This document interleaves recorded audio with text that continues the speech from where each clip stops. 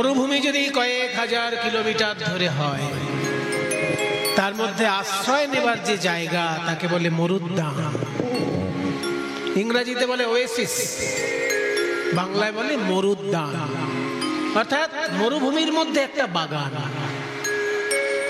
ঠিক তেমনি সারা পৃথিবী যদি মরুভূমি হতে পারে, তাহলে বৃন্দাবন হচ্ছে সেই মরুদ্যান, যেখানে ভগবান নেমে এসে লীলা করেছেন।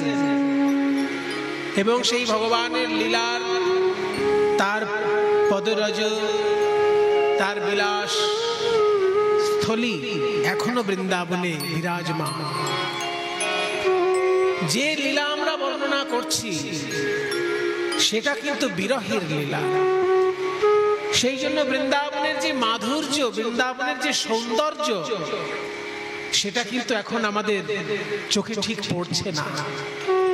বৃন্দাবনের সৌন্দর্য কত সুন্দর বর্ণনা করেছে ভাগবত। বৃন্দাবনম সখি ভুবো বিতনোতি কীর্তিম यद्देवकी सुतपदाम्बुजलब्ध लक्ष्मी गोविन्द वेणुमनमत्त मयूर नृत्यं प्रेक्ष्यादिशान्वरतान्य समस्त सत्वम। অর্থাৎ দেখো সখী, বৃন্দাবনের কি অপূর্ব শোভা, যে বৃন্দাবনের ভাগ্য কত বড় দেখো। গোবিন্দ বেণু অনুমত, গোবিন্দ যখনই বেণু বাজাচ্ছেন, অনু তার ঠিক পরক্ষণে মত্ত ময়ূর নৃত্য, ময়ূর ভাবছে আকাশে বোধহয় মেঘ ডাকছে, বাঁশি শুনে ময়ূর পেখম তুলে নাচছে। গোবিন্দ বেণু অনুমত্ত ময়ূর নৃত্যম প্রেক্ষ্য, তাই দেখে অদৃশানু, অর্থাৎ পাহাড়ের গোড়ায় যেসব পশু পাখি রয়েছে তারাও মনের আনন্দে নৃত্য করছে।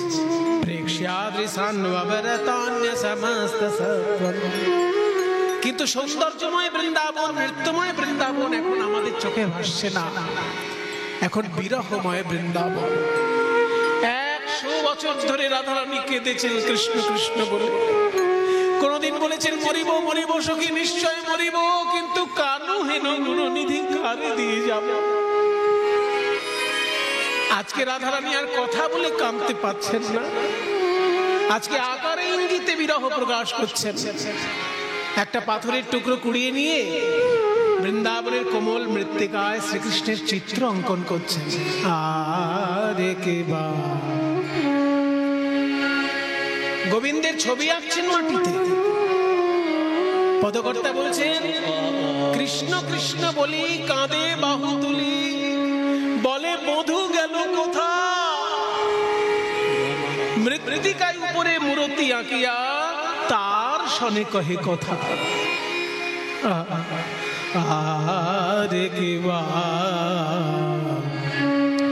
ধনী আমার কৃষ্ণ,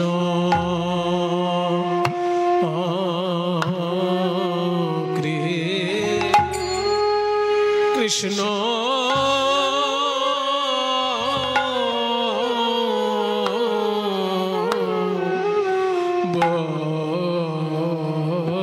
বলি, কৃষ্ণ বলি কাঁদে বাহু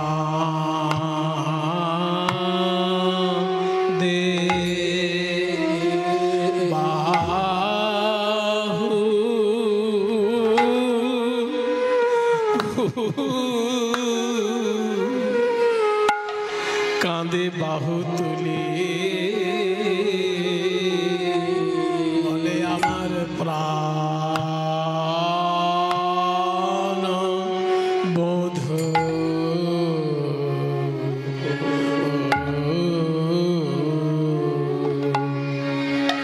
প্রাণ বধূ গেল গেল কোথা,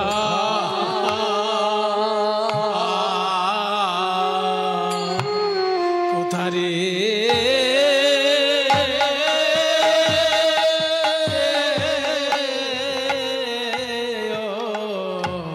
রে সখী, গোয়া যে মৃত্যু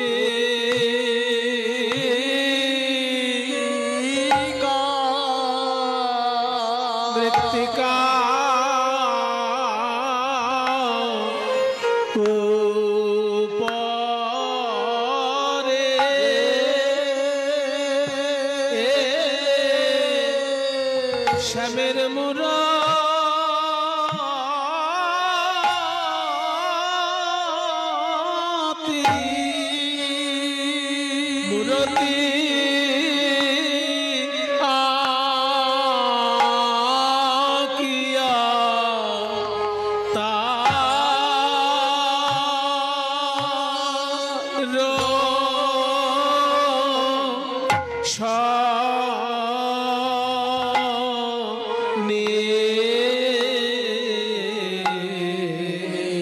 তার শোনে কহে কথা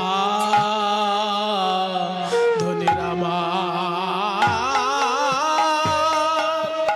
কত নয়ন তার ব্যথা গোয়াজ মৃদি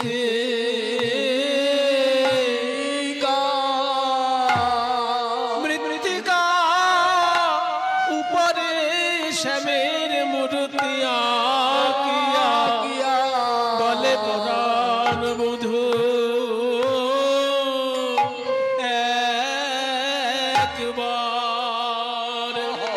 একবার কথা কহে আমি অনেক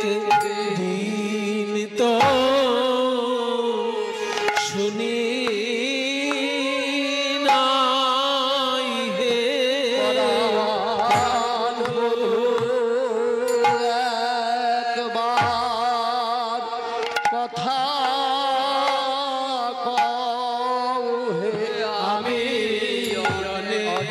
শুনি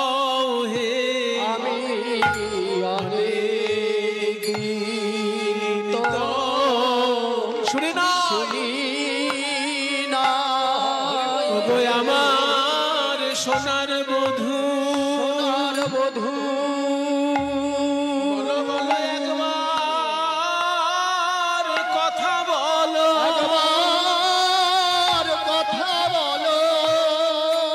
তোমার কথা তো কথার কথা নয় কথার কথা নয়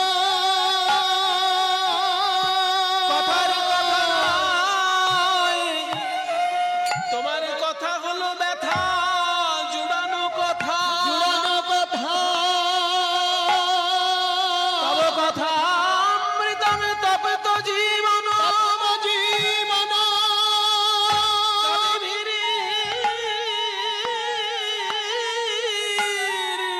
দাম কলম সাপ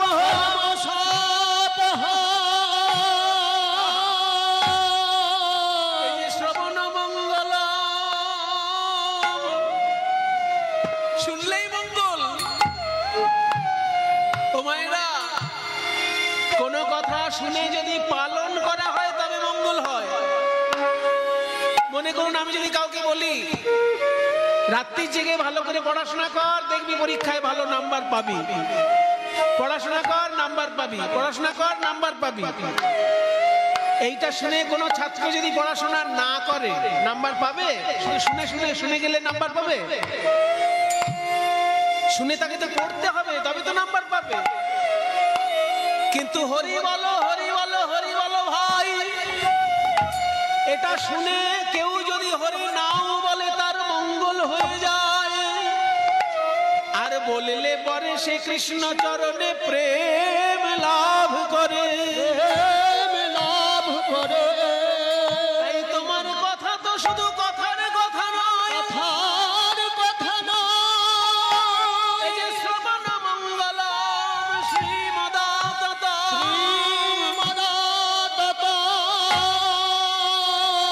ভূমি গৃহন্তি তে ভুরিদা জনা তোমার ওই চাঁদ মুখের মধুর বাণী আমি তো অনেক দিন শুনে নয় বধূ। বলো মুখে কথা বলো বধূ হে। আমি অনেক দিন শুনে নাই শুনে পরাণ বধূ একবার কথা হে আমি অনেক দিন তো শুনি নাই পরাণ বধূ একবার কথা হে আমি অনেক দিন তো শুনি নাই পরাণ বধূ একবার কথা অনেক দিন তো শুনি নাই পরাণ বধূ একবার কথা কও হে আমি অনেক দিন তো শুনি নাই পরাণ বধূ একবার কথা কও হে আমি অনেক দিন তো শুনি নাই পরাণ বধূ একবার কথা কও হে আমি অনেক দিন তো শুনি নাই পরাণ বধূ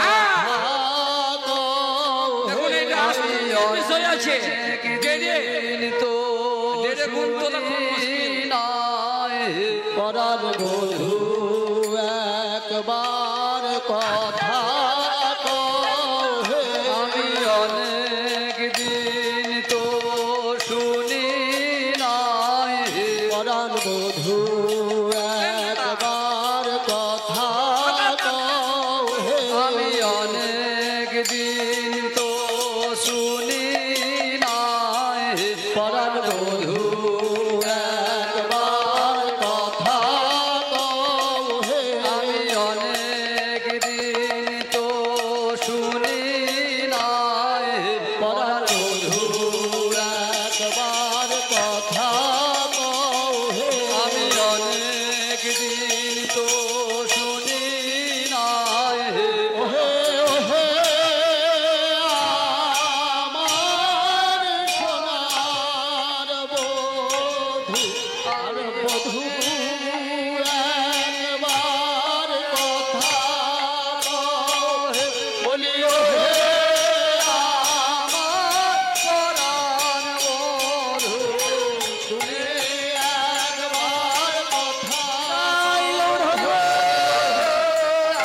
আমার পরাণ বধূ একবার কথা কও হে আমার পরাণ বধূ একবার কথা কও হে আমার সোনার বধূ বধূ একবার কথা কও হে। কিবা কৃষ্ণ কৃষ্ণ বলি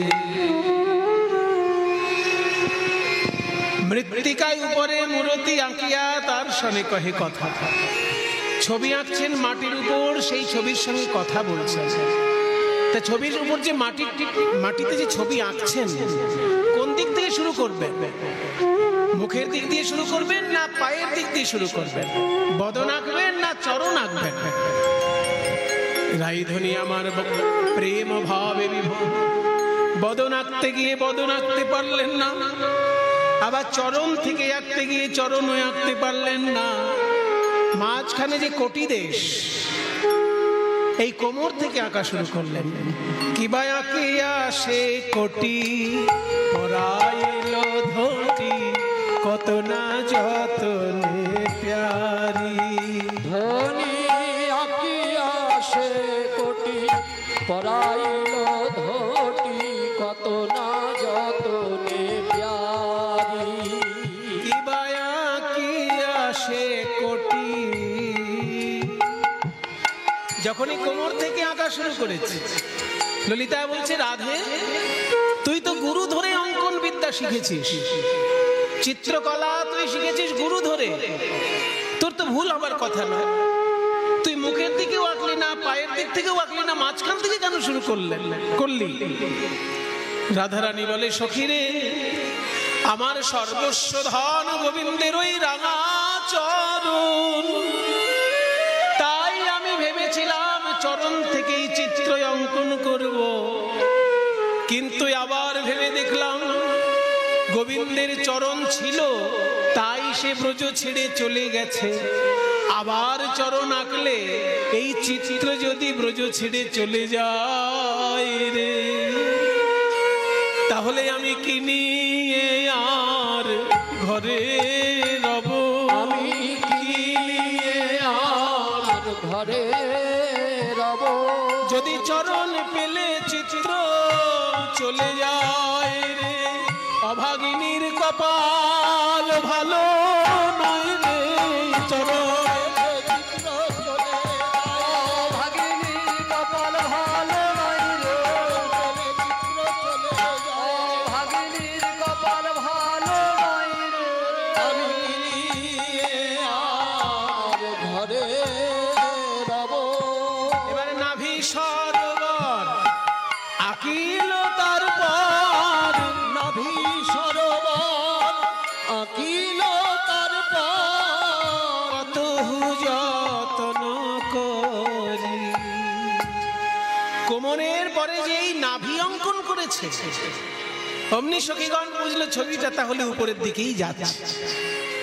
এবার বক্ষ অঙ্কন করলো, তারপর করযুগল, হাত দুটো যখন আঁকলো কিরকম, বাহু দুটি আঁকি ছল ছল আঁখি মুরলি দিল সে করে। কিবা বাহু দুটি আঁকি ছল ছল আঁখি মুরলি দিল সে করে।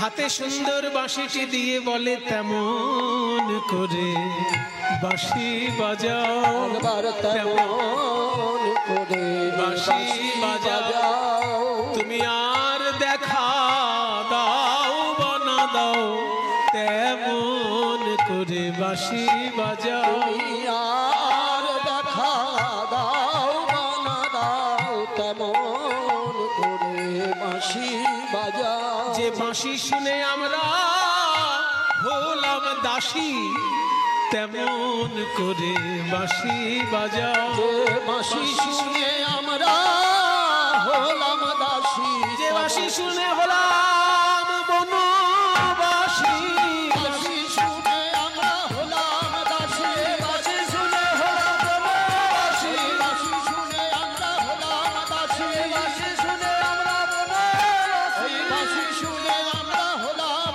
দাসী, তেমন করে বাঁশি বাজাও। এবার কম্বু কণ্ঠ কিবা অপরূপ শোভা, ওই কম্বুকণ্ঠ কিবা অপরূপ শোভা, কম্বুকণ্ঠ কিবা অপরূপ শোভা, কম্বুকণ্ঠ কিবা অপরূপ শোভা। কম্বু মানে হচ্ছে শঙ্খ, কম্বু, কম্বু শব্দের অর্থ হচ্ছে শঙ্খ। গলাটা অঙ্কন করেছেন, গলা দেখে মনে হচ্ছে যেন শঙ্খ। গলার সঙ্গে শঙ্খ কেন বলা হলো না, গলায় যে গোল গোল দাগ থাকে, দেখবেন শঙ্খটা মুখের দিক থেকে গোল গোল ভাঁজ ভাঁজ দাগ আছে, ওই শঙ্খের যেহেতু গোল গোল দাগ, সেই জন্য গলাতেও গোল গোল দাগ বলে শঙ্খের সঙ্গে গলাটা তুলনা করেছে। কিবা কম্বু কণ্ঠ কিবা অপরূপ শোভা, ওই কম্বুকণ্ঠ কিবা অপরূপ শোভা, কম্বুকণ্ঠ কিবা অপরূপ শোভা।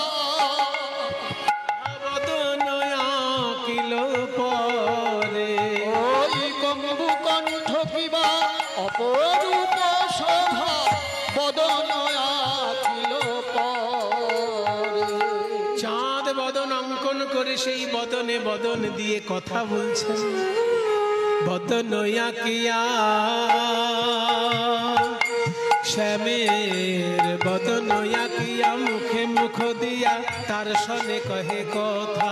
শ্যামের বদন আঁকিয়া মুখে মুখ দিয়া তার সনে কহে কথা। কি কথা বলছে গো? বলে দাসীর কথা কি মনে পড়ে না? দাসীর কথা কি মনে পড়ে না? তুমি দ্বারকায় রাজা হয়েছ বলে দাসীর কথা কি মনে পড়ে না? দ্বারকায় রাজা হয়েছ বলে বৃন্দাবনের রাখাল রাজা। দ্বারকায় রাজা হয়েছ বলে বৃন্দাবনের রাখাল রাজা। দ্বারকায় রাজা হয়েছ বলে দাসীর কথা কি মনে পড়ে না? বদন আঁকিয়া মুখে মুখ দিয়া তার সনে কহে কথা। যদুনাথ ওহে প্রাণনাথ,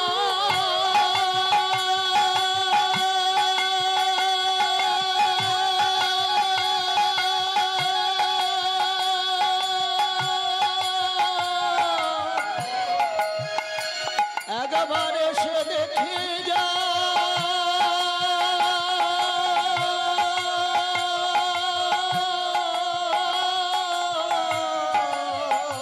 দাস যদুনাথ কয় ওহে রসময় আসিয়া দেখো হে তা। দাস যদুনাথ কয় ওহে রসময় আসিয়া দেখো হে থা।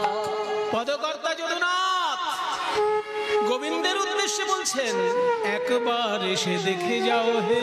একবার এসে দেখে যাও তোমার প্রেমময়ীর কি যে দশা একবার এসে দেখে যাও। তোমার প্রেমময়ীর কি যে দশা একবার এসে দেখে যাও। তোমার প্রেমময়ীর কি যে দশা বলতে হিয়া ফেটে যাও। প্রেমময়ীর কি যে দশা বলতে হিয়া ফেটে যাও। তোমার প্রেমময়ীর কি যে দশা বলতে হিয়া ফেটে যায়। একবার এসে দেখে যাও। এই যদুনাথ কয় ওহে রসময় আসিয়া দেখো হে থা। আসিয়া দেখো হে থা। তীব্র বিরহ দশায় মগ্ন রাধা রানী। ওদিকে নারদ মুনি সারা পৃথিবী ঘুরতে ঘুরতে বৃন্দাবনে এসে হাজির। ওরে আমার বাহন ঢেকি,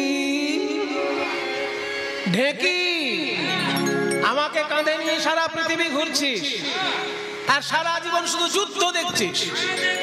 সত্য যুগে হিরণ্যাক্ষ হিরণ্যকশিপু দুই ভাই ভগবানের সঙ্গে যুদ্ধ করেছে দেখেছিস। আবার ত্রেতা যুগে রাম রাবণ যুদ্ধ দেখেছিস। দ্বাপর যুগে কুরুক্ষেত্রের যুদ্ধ দেখছিস। আর কত যুদ্ধ চাইতো?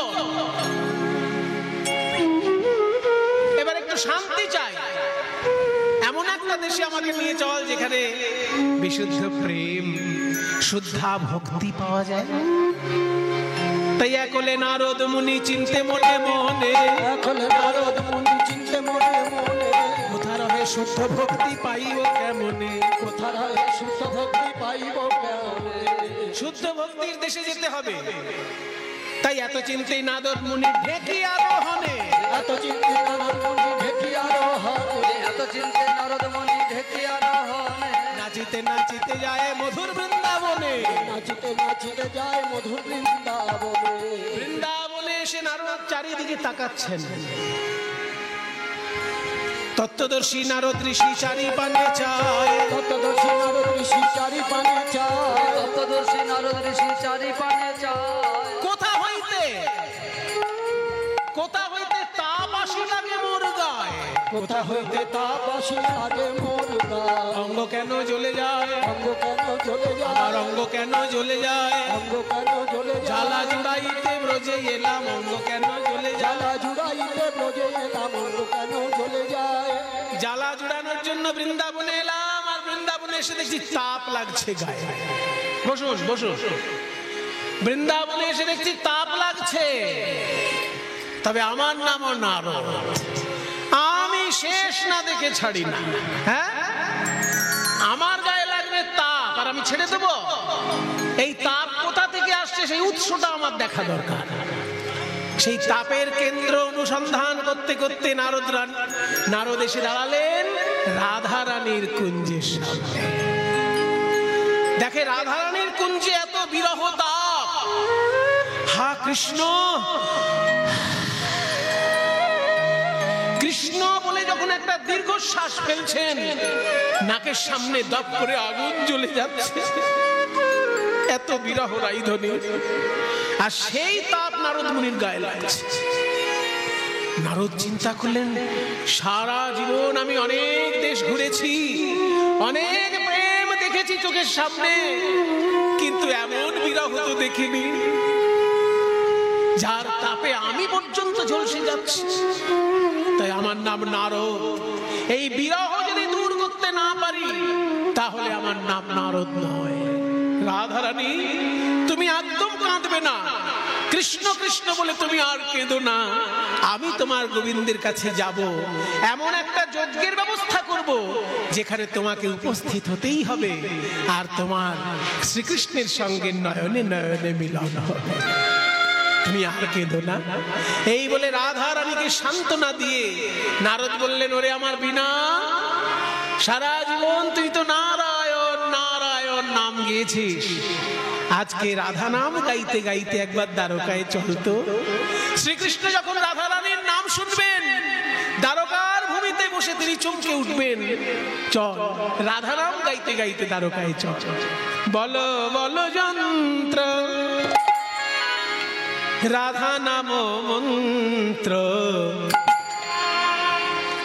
যাগ যজ্ঞ ব্রত কিছু নাহি আর। বলো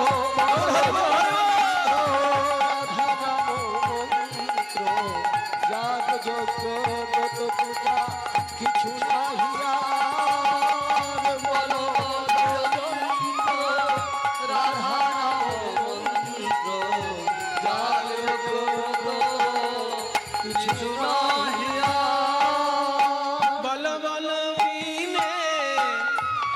রাধা নাম বিনে, বলো বলো বিনে, রাধা নাম বিনে, এই ত্রিভুবনে কিছু নাহি আর। বলো যন্ত্র, রাধা নাম মন্ত্র, যাগ যজ্ঞ ব্রত কিছু নাহি আর।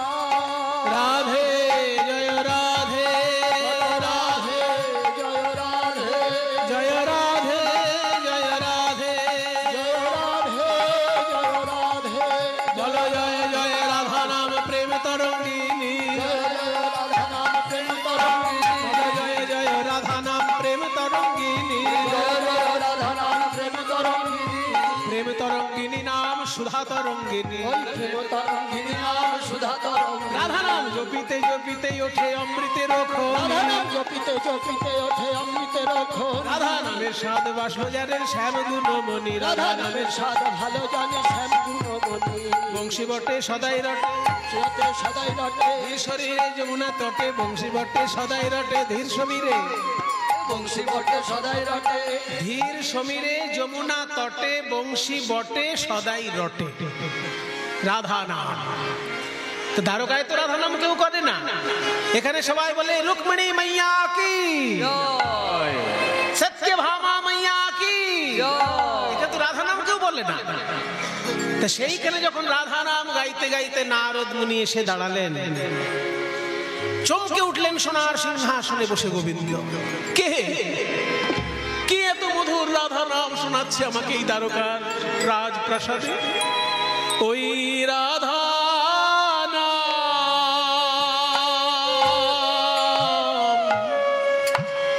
রাধা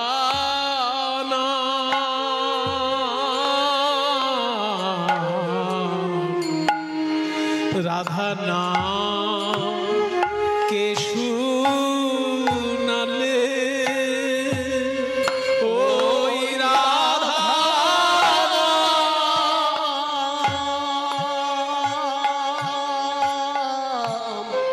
রাধা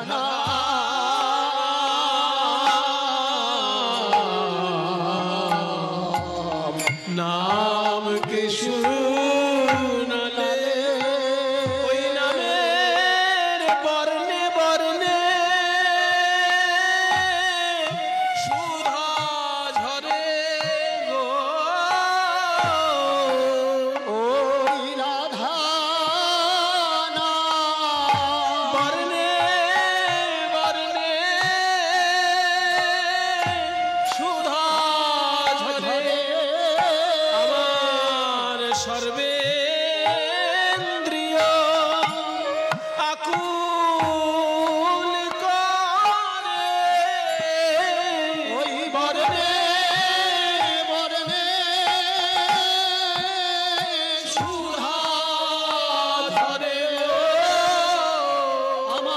সর্বেন্দ্রিয় আকুল কইলে ওই রাধা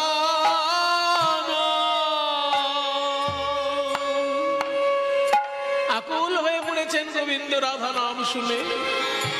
সেই সময় নারদ মুনি আসছেন। রাধা রানী কি, রাধা রানী কি, রাধা রানী কি। আসুন আসুন দেবর্ষিপাদ, আপনি তো সব সময় নারায়ণ নারায়ণ বলেন, আজকে আপনি রাধা নাম বলছেন কেন? এ তো আপনার মুখে নতুন লাগছে। শোনো কৃষ্ণচন্দ্র, আমি কখন রাধা নাম করব, কখন হরি নাম করব, কখন রাম নাম করব, সেটা আমার ব্যক্তিগত ব্যাপার। সেই জন্য কি আমি জনে জনে কৈফিয়ত দিয়ে বেড়াবো? আমি হলাম ভাবের ঘরের বাবাজি। আমার যখন যেমন ভাব তখন তেমন লাভ। যখন মনে হয় রাধা নাম করি, যখন মনে হয় কৃষ্ণ নাম করি, রাম নাম করি, হরি নাম করি। তোমায় বলবো কেন? ঠিক আছে, আমাকে বলতে হবে না। আপনি এখানে কেন এসেছেন সেইটুকু বলতে পারবেন? হ্যাঁ, সেটাই বলতে এসেছি। শোনো শ্যামসুন্দর, তুমি যদি ভেবে থাকো একাই ভগবান, তাহলে ভুল করছো। তোমার আগে আমি অনেক অবতার হতে দেখেছি। যুগে যুগে আমি দেখি কত রকমের অবতার আসেন আর যান। তোমার আগে যারা এসেছেন তারা যে কাজ করেছেন, তুমিও সেই কাজ করছো। কি না, পরিত্রাণায় সাধুনাং বিনাশায় চ দুষ্কৃতাং ধর্ম সংস্থাপনার্থায় সম্ভবামি যুগে যুগে। তোমারই বাণী তোমায় বলে দিলাম। তো শোনো কৃষ্ণচন্দ্র, ধর্মের পক্ষে থেকে অধর্মের বিরুদ্ধে যুদ্ধ করতে গেলে অনেক সময় ধার্মিক লোকেরও প্রাণ যায়। যেমন রাম রাবণের সঙ্গে যখন যুদ্ধ হয়েছিল, সেই সময় রাবণের দলে যারা মারা গেল সবাই কি অধার্মিক? ওই রাবণের দলে তো বিভীষণের ছেলেও ছিল, পরম রাম ভক্ত, সারা গায়ে রাম নাম লিখে যুদ্ধ করতে এসেছিল, তাকেও মরতে হলো যেহেতু রাবণের দলে নাম লিখিয়েছে। তাই ধর্মের পক্ষে অধর্মের বিরুদ্ধে যুদ্ধ করলে কিছু কিছু ধার্মিক লোকেরও প্রাণ যায়। তার প্রায়শ্চিত্ত স্বরূপ রামচন্দ্র করেছিল অশ্বমেধ যজ্ঞ। কিন্তু তুমি যে এত বড় কুরুক্ষেত্রে যুদ্ধ বাঁধিয়ে দিলে, কই তুমি তো কোনো যজ্ঞ করলে না। যুধিষ্ঠির তো করেছে, আর যুধিষ্ঠির করেছে, যুধিষ্ঠির ফল পাবে। তুমি একটা যজ্ঞ করো।